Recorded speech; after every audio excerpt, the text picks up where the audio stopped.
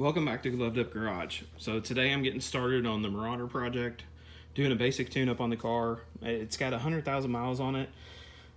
Ford originally told everybody that these plugs were good for 100,000 miles. I don't believe it. I don't know if it's ever had a set of plugs put in it, so I went ahead and pulled off the coil cover. Just two 10mm bolts held that on, and then the coil unplugs right there and comes right out. So this coil looks really good.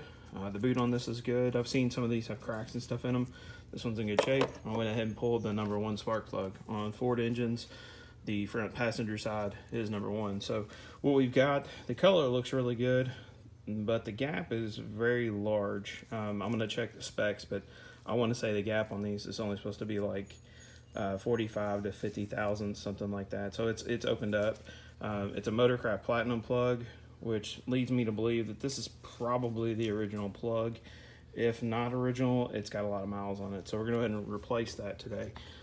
What I picked up as a replacement instead of the Motorcraft, picked up these NGKs. I've had a supercharged Marauder many years ago, and I ran NGKs in it and never had any issues with spark going out or what they consider like blowing the spark out under boost. And that car ran about 17 pounds of boost on it, so if it was going to blow out, it would have, but the NGKs came through for me. So that's what we're going to put back in here. I'm going to grab some anti-seize and some tune-up grease to put on the end of the boot.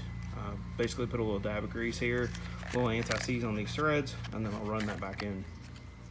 So I'm going to go grab that, and I'll be right back.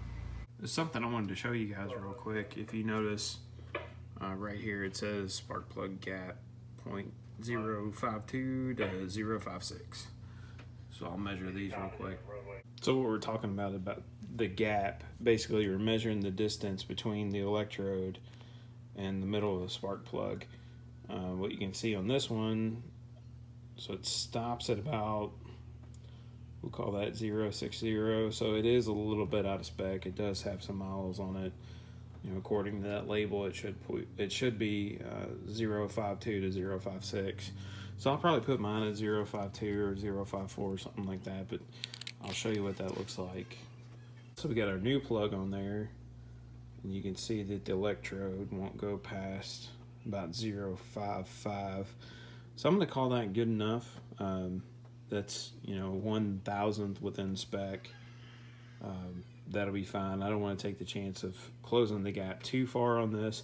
Now, on a supercharged application, something that runs boost, you would tighten that up a little bit more than what the manufacturer spec is. Again, just to keep the spark from quote-unquote blowing out. So I'm going to put some anti-seize on the threads right here, and then I've got my dielectric silicone or dielectric grease, whatever you want to call it. I'll put a little dab on this, and then I usually put a little dab down inside of this coil, right there where the coil boot actually meets the plug, so that it makes a good solid connection. On these engines, they can sometimes get debris and oil and stuff down inside these tubes, and you can see that tube right there is down inside the head, and what you'll find sometimes is that the gasket will leak right around here, and it'll pour oil down there, and it'll cause a misfire. So hopefully with enough dielectric grease on there, it'll seal it up and it won't cause a misfire in case that does leak. So I'm gonna go ahead and get that all ready to go and get that in the hole. So I've got my anti-seize on there. A little dab is all you need, otherwise you'll wind up with it everywhere. And then I got my little dab of dielectric grease on the back of the plug. I'll get this inserted into my socket. We'll screw it in by hand into the head, and then I'll kind of put a little bit of torque to it, not much. I think the spec on these is real low. I usually don't worry about the torque specs on a spark plug. Just tighten it down to hand tight. It's all you really need. All right, so I got my plug in my socket. Now the cool thing about spark plug sockets, they actually have a little bit of like a rubber hose down inside of them to hold the plug into the socket while you're screwing it in the head. Just like I said, I'm just going to start this by hand. My extension's got this little knurled spot. It's really good for grip. All right, so that's tight by the finger. I'm gonna grab my ratchet here,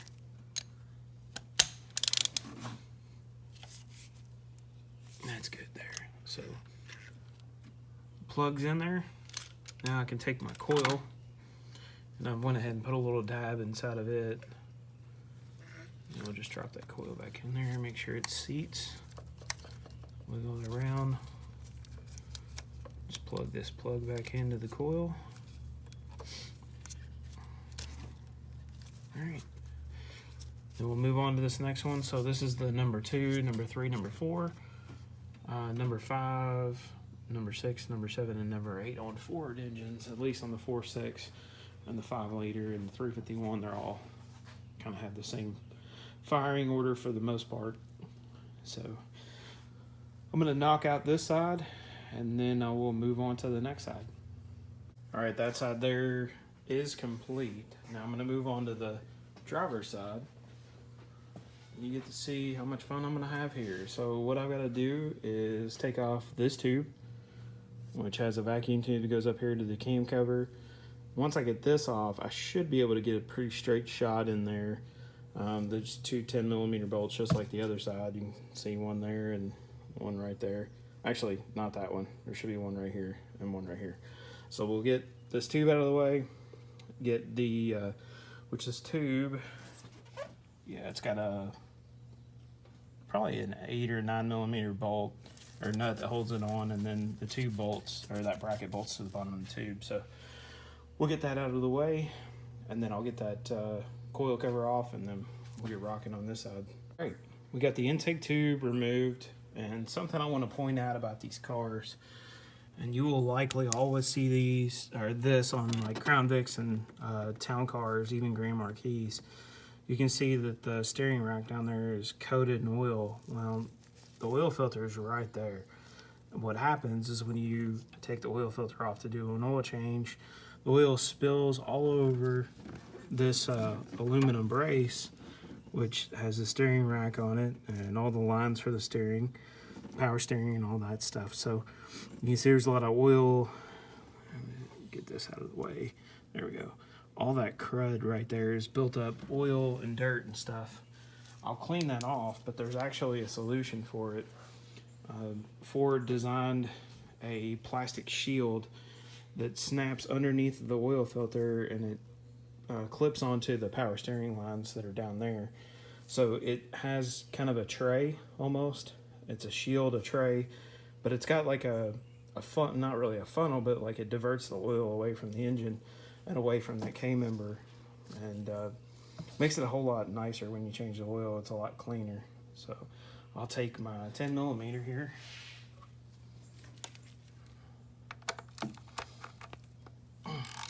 Sometimes these have a little bit of torque on them.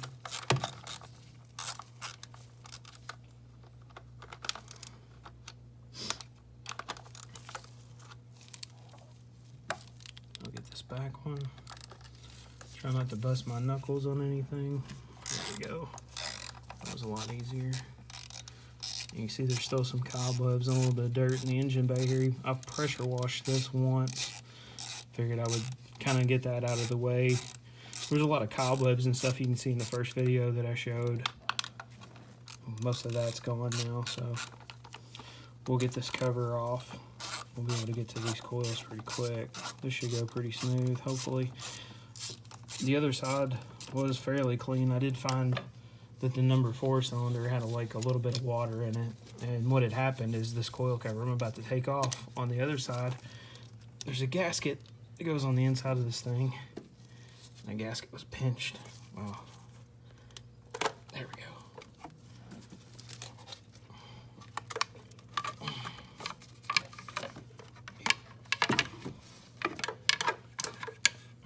There we go. Yeah, the gasket that just got hung up right there.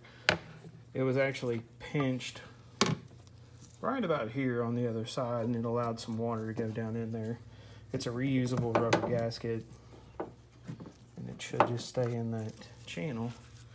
Sometimes they pop out. All right, I'm gonna start working on these coils, getting them loose, getting the plugs out. We'll do this side, and we'll pick back up later. All right, so I'm gonna show you the last one. This is the number 8. What I did is I put a longer extension. I already had like a 12-inch extension on there, and I put this like 6-inch on there because this thing, you know, I don't want to bang my knuckles around in there. So what I do is kind of get it a little loose. You know, when I break it loose, but I don't want to like spin this plug down inside of that, so I'll work it around here, and then I'll usually take my ratchet off and back it out by hand. There we go. And that one's got a little bit of oil on it. I'm gonna look at that valve cover gasket. There's like a little donut that seals the valve cover to the top of the head, or cam cover to the top of the head, sorry. It looks like that one might have a little leak in it, because that's a lot of oil on there. So I'll look down in there and see what's up with that. Pause the video and then I'll come right back to you. So looking down into the number 8 cylinder, the spark plug port on the head, it's clean. I mean, it's really clean. So looking at this plug a little closer, I noticed that oil is actually on the cylinder, on the combustion chamber side, not on the outside. So it could be that there's just a little bit of soot or something built up in there. Hopefully it's nothing major. The car doesn't smoke. It doesn't seem like it's down on power, other than it just needed a tune-up. But that's definitely something I'm gonna have to keep my eye on. I'm definitely gonna check that plug, the new one that I put in there, in a few thousand miles, just to see if it's discolored, if it's covered in oil. That'll give me an indication that I might have an issue with my PCV system, positive crankcase.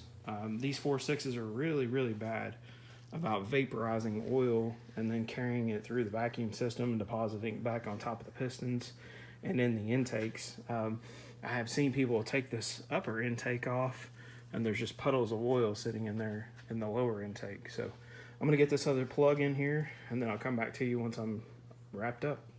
So we got this side done, and now we're done with both sides on the spark plugs. So this is how to do the plugs in an 03 Mercury Marauder. Same thing as an 04. So the next thing in the next video that we do on this vehicle, I'm gonna change out the accessory belt drive, the belt itself. I've got 2 idler pulleys, which are right there, and then I've got a tensioner. And this tensioner is jumping, which leads me to believe that the bearing is bad in the pulley on the tensioner. Usually what happens is it'll start to lock up, it'll grab, and then it'll jump. And I've also heard a little bit of squealing coming from that tensioner. So that'll be, the next video will be the belt, those 2 idlers, and the tensioner. So that'll be it for this video. Thanks for tuning in to Gloved Up Garage. Make sure to like the video if you found it useful, and hit the subscribe button if you want to see when we do a new video. Hit the bell notification, that way you'll be notified when the video uploads. So that'll be it for this one. Thanks for tuning in. See you on the next one.